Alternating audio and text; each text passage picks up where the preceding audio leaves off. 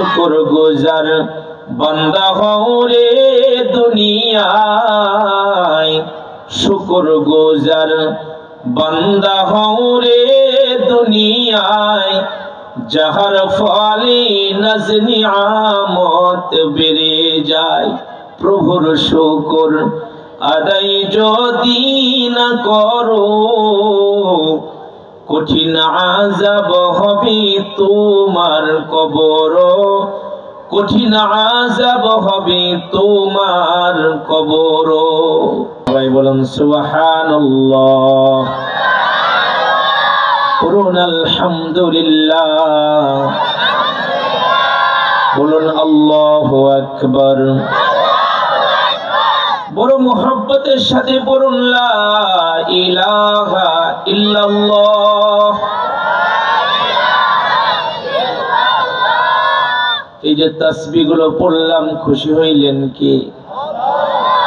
আমাদের তো তার খুশিরই জরুরত, কারণ তিনি যদি খুশি হয় তাহলে আর কোনো টেনশন নাই, আর কোনো চিন্তা নাই। তিনি যদি নারাজ হয়, পেরেশান, টেনশন যেন আমার চাইতে পুরা কপালওয়ালা আর কেউ নাই। কারণ তিনি আমারে বানাইছেন, তিনি আমার রব, তিনি আমার সব। যেখানে যা লাগে তিনি আপনার আমারে তাই দিছে।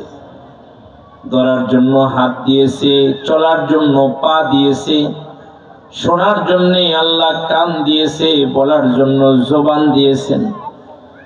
সুন্দর পৃথিবীটাকে দেখার জন্য রব্বুল আলামিন আমাকে আপনাকে সুন্দর দুইটা চক্ষু দান করেছে।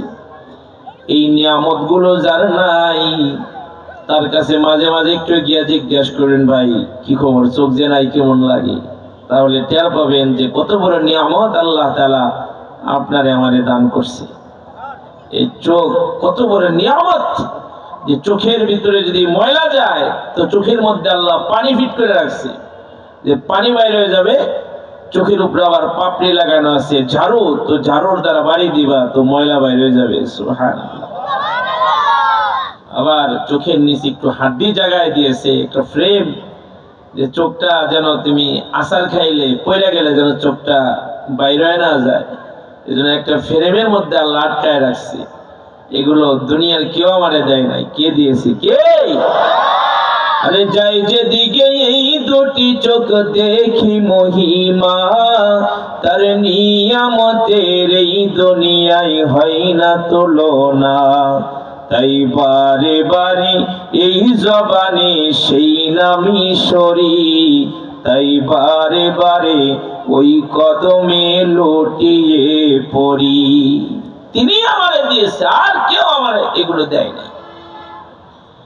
এজন্য আল্লাহ তাআলা বলে, বান্দা তোমারে আমি আল্লাহ যেহেতু দিয়েছি, তাহলে তুমি শুকরিয়া করো, শুকরিয়া আদায় করো। শুকরিয়া আদায় করলে নিয়ামত যেন কে বাড়ায় দেয়? বলবেন কে বাড়ায় দেয়? কি? আল্লাহ।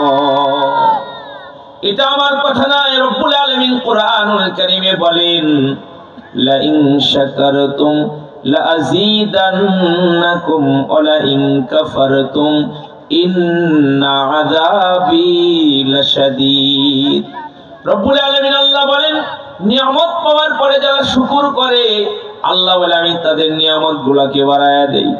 আর যারা নিয়ামত পাওয়ার পরে শুকর করে না, আমার আল্লাহ ধমক দিয়ে বলেছেন আমার আযাব কিন্তু বড় কঠিন। এজন্য রব্বুল আলামিন যখন যে হালতেই রাখুক, শুকরিয়া করতে হবে কি হবে না?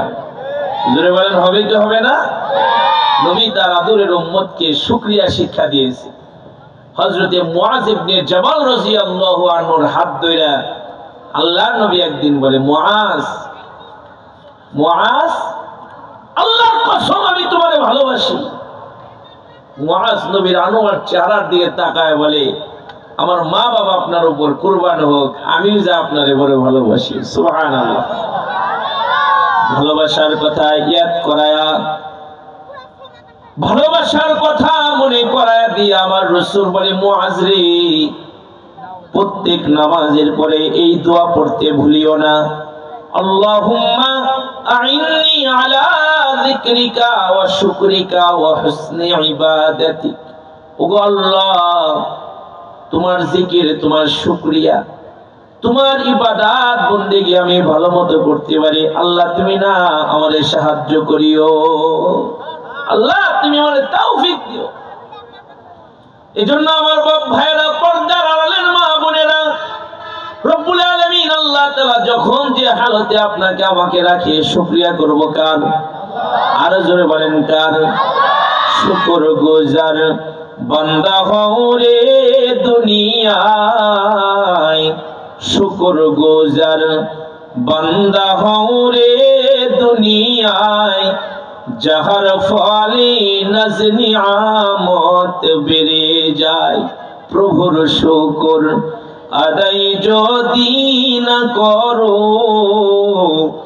কঠিন আযাব হবে তোমার কবর, কঠিন আযাব হবে তোমার কবর।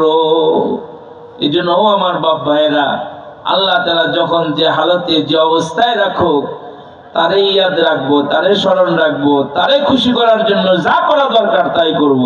জোরে বলি ইনশাআল্লাহ।